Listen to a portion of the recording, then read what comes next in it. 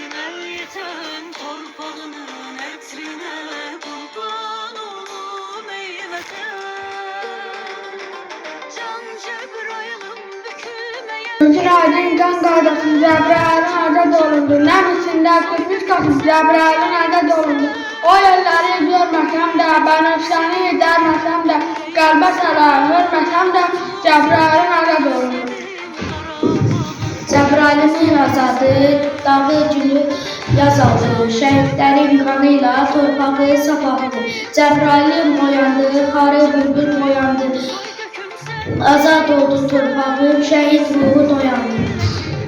Ulu Tanrım versə aman, görüşməyə yetər güman. Ağ oğlan hacı qəhrəman, Cəbraildə qalan dünyam. Xudafəri yalı yazır, bu hikməti necə yazır? Tutmazsan xan arazım, Cəbraildə qalan dünyam. Allah nədir günahım, sinəmi göynədir ağım.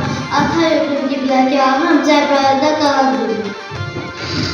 Su sonalı, ay bulaqlı, durna gözlü Cəbrailim. Yaşıl çəmən, silik dağlı, cənnət allı Cəbrailim. Yollardan diken olsa, yenə elim yolursan sən, can və tərmana ayır. Qurban olsun canım sənə, gözəl elim, gözəl yurdum. Can könüldən ayrılar, mənim könlüm canımsan, səndən ayrı canım var.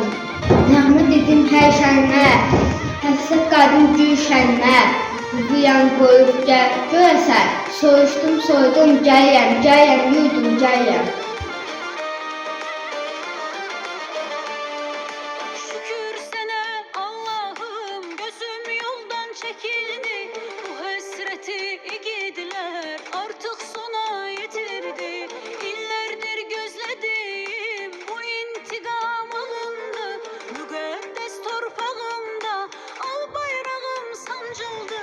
Mən seninəm ey vətən, yoxdur qüdrətinə yetən torpağının ətrine kurban olum ey vətən.